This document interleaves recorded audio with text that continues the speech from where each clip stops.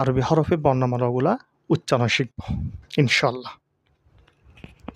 শুরু করি। বিসমিল্লাহির রহমানির রহিম। এটা হলো যে আলিফ। আমরা অনেকেই বলে থাকি আলিফ এমনি সাদাসিধা। আলিফ বললে হবে না, এটা সুন্দরভাবে সহিভাবে বলতে হবে।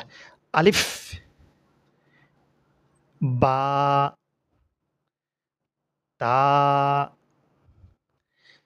সা। সার ক্ষেত্রে আমরা শুধু সা বললে হবে না। এটা কিন্তু উচ্চারণ ঠিক হচ্ছে কিনা সেটা কি করতে হবে? দেখতে হবে।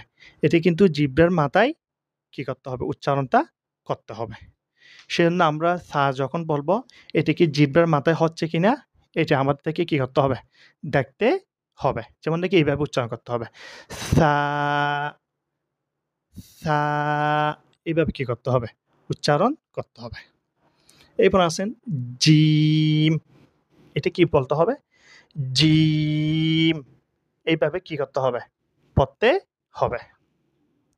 এরপর আসুন হা।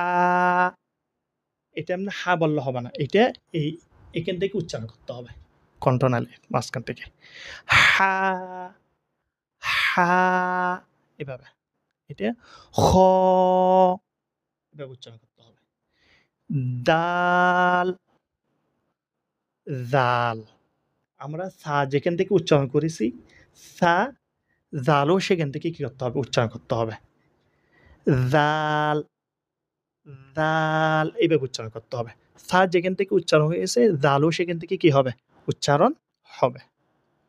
এবার আসেন র,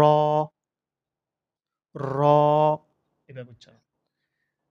জা, কি করতে হবে? জা, সিন, শিন, সদ। এটা শুধু সদ বললে হবে না, এটা এইভাবে উচ্চারণ করতে হবে। সদ, এভাবে উচ্চারণ করতে হবে। তারপর এটা দদ। এটা কিভাবে করতে হবে? দদ। আমি যেভাবে বলেছি এভাবে কি করতে হবে? উচ্চারণ করতে হবে। আমরা এমনে সাদাসিধে যেভাবে উচ্চারণ করি সেভাবে উচ্চারণ করলে হবে না। আমি আলিফ থেকে আবার বলে আসি, একটু খেয়াল করবেন ভালো করে।